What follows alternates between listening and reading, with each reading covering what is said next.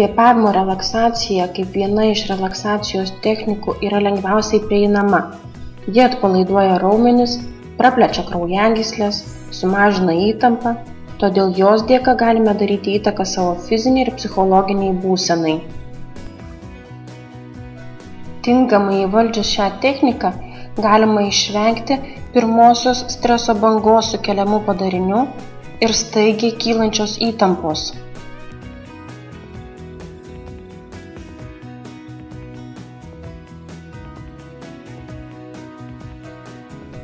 Išgyvendami kritinę situaciją mes kvėpuojame paviršutiniškai, tankiai, todėl mūsų kraujas ir smegenys nėra tinkamai aprūpinami oro. To pasekoje darosi silpna, svaigsta galva, apima rankų drebulys. Kvėpavimo pratimai yra paprasti ir veiksmingi. Jiems nereikia skirti itin daug laiko, o gerai įvaldžius jie gali tapti kasdienio gyvenimo dalimi.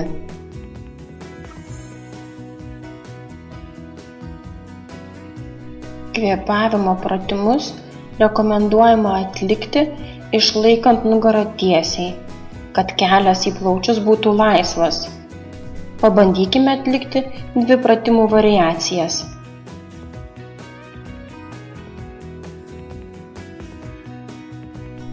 Giliai, kiek tik pajėgiate, įkvėpkite ir iškvėpkite viską iki paskutinio lašo.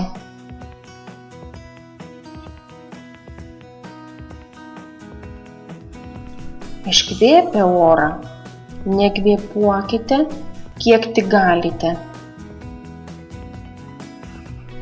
Ir vėl lėtai įkvėpkite orą per nosį. Šiuos žingsnius rekomenduojama kartoti, kol yra pajuntamas nusiraminimas ir atsipalaidavimas. Pereikime prie antro pratimo. Pradėdami nuo 1 ir skaičiuodami iki 4, lėtai įkvėpkite. 1, 2, 3, 4. Pradėdami nuo 4 ir skaičiuodami atgal iki 1, lėtai iškvėpkite. 4, 3, 2, 1. Tai pakartokite keletą kartų.